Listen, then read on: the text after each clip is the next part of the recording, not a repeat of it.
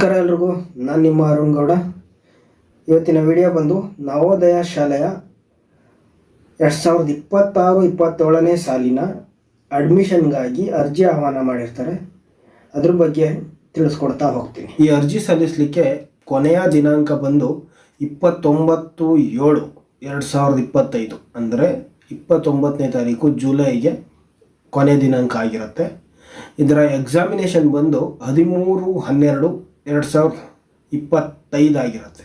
ಇನ್ನು ಅರ್ಹತೆಗಳೇನಪ್ಪ ಅಂದರೆ, ನೀವು ಯಾರು ಅಪ್ಲೈ ಮಾಡಬೇಕು ಅಂದ್ಕೊಂಡಿದ್ದೀರಾ ಆ ವಿದ್ಯಾರ್ಥಿ ಯಾವ ಜಿಲ್ಲೆಯಲ್ಲಿ ಅಪ್ಲೈ ಮಾಡಬೇಕು ಅಂದ್ಕೊಂಡಿರ್ತೀರ ಅದೇ ಜಿಲ್ಲೆಯಲ್ಲಿ ವಾಸವಾಗಿರಬೇಕು.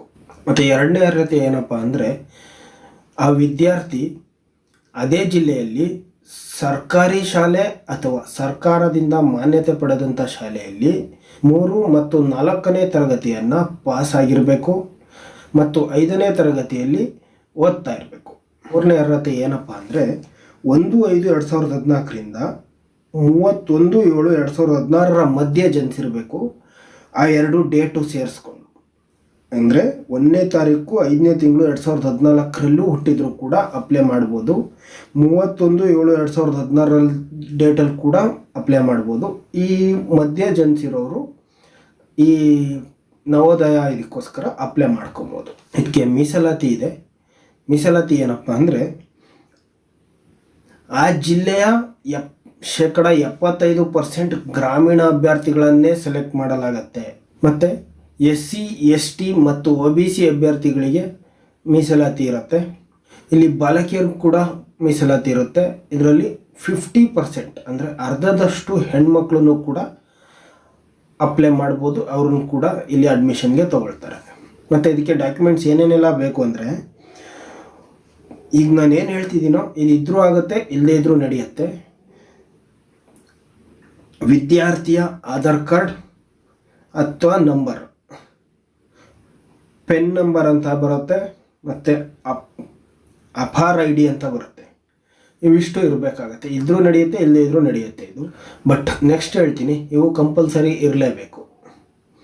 ಯಾವ್ಯಾವಪ್ಪ ಅಂದರೆ, ಒಂದು ಇತ್ತೀಚಿನ ಭಾವಚಿತ್ರ ಆ ಸ್ಟೂಡೆಂಟ್ದು, ಆ ವಿದ್ಯಾರ್ಥಿದು, ಯಾರು ಅಪ್ಲೈ ಮಾಡಬೇಕು ಅಂದ್ಕೊತಿದ್ದೀರಾ ಅವ್ರದ್ದು. ಈಗ ಏನೆಲ್ಲ ಡಾಕ್ಯುಮೆಂಟ್ಸ್ ಹೇಳ್ತಿದ್ದೀನಿ ಅದು. ಒಂದು ಇತ್ತೀಚಿನ ಭಾವಚಿತ್ರ ಅಂದರೆ ಒಂದು ಫೋಟೋ, ಮತ್ತು ಅವರ ಪೇರೆಂಟ್ಸು ಮತ್ತು ಆ ವಿದ್ಯಾರ್ಥಿದು ಸಿಗ್ನೇಚರು, ಮತ್ತು ವಿದ್ಯಾರ್ಥಿಯ ಜಾತಿ ಪ್ರಮಾಣ ಪತ್ರ. ಇವಿಷ್ಟು ಕಂಪಲ್ಸರಿಯಾಗಿ ಇರಲೇಬೇಕು.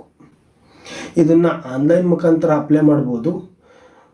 ಅದೇ ಮೊದಲೇ ಹೇಳಿದಾಗೆ 29/7/2025ಕ್ಕೆ ಇದರ ಕೊನೆಯ ದಿನಾಂಕ ಆಗಿರುತ್ತೆ ಅಪ್ಲೈ ಮಾಡಲಿಕ್ಕೆ.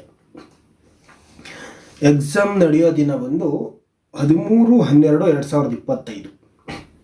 ಇಷ್ಟು ಈ ಡೇಟಲ್ಲಿ ಎಕ್ಸಾಮ್ ನಡೆಯುತ್ತೆ. ಅಷ್ಟರೊಳಗೆ ನೀವು ಪ್ರಿಪೇರ್ ಆಗ್ಬೋದು ಎಕ್ಸಾಮ್ಗೆ. ಇದಿಷ್ಟಾಗಿತ್ತು ಇವತ್ತಿನ ಮಾಹಿತಿ. ಈ ಮಾಹಿತಿ ನಿಮಗೆ ಉಪಯುಕ್ತ ಅನಿಸಿದ್ದಲ್ಲಿ ದಯವಿಟ್ಟು ಶೇರ್, ಲೈಕ್ ಮತ್ತು ಸಬ್ಸ್ಕ್ರೈಬ್ ಮಾಡೋ ಮೂಲಕ ಸಪೋರ್ಟ್ ಮಾಡಿ.